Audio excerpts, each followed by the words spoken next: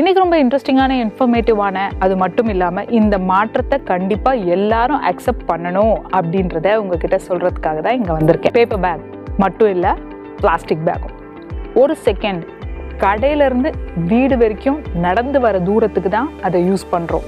ஆனால் அது எவ்வளவு பெரிய பாதிப்பை உண்டாக்கியிருக்கு அப்படின்னு இப்போ தான் நம்மளுக்கு புரிய ஆரம்பிச்சிருக்கு. அதை பற்றி பார்த்துடலாமா?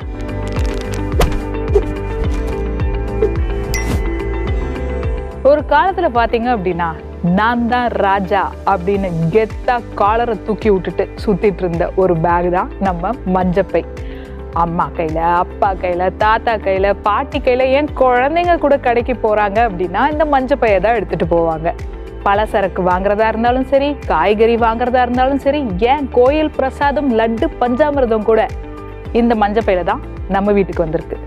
ஆனா ஓவர் நைட்ல திடீர்னு எங்க இருந்து தான் இந்த பிளாஸ்டிக் பேக் வந்துச்சுன்னே தெரியல. கடகடன்னு மார்க்கெட் ஃபுல்லா இந்த பிளாஸ்டிக் பேக் பரவி இந்த மஞ்சப்பை கதவோட பின்னாடி ஒரு ஓரத்துல அழுக்கு பையா தொங்கிட்டு இருக்கு. நம்மளும் இது ரொம்ப ஈஸி டு கேரி, ரொம்ப செலவு கம்மி அப்படின்னு அதுக்கு பழகிட்டோம். ஆனா அதோட விளைவு இப்ப என்னாச்சு? நெகிழி அரக்கன் அப்படின்னு நம்மளே கூப்பிட ஆரம்பிச்சிட்டோம். நிலத்தடி நீர் வீணா போச்சு, மண்ணா போச்சு, கடல்வாழ் உயிரினங்கள் செத்து போச்சு.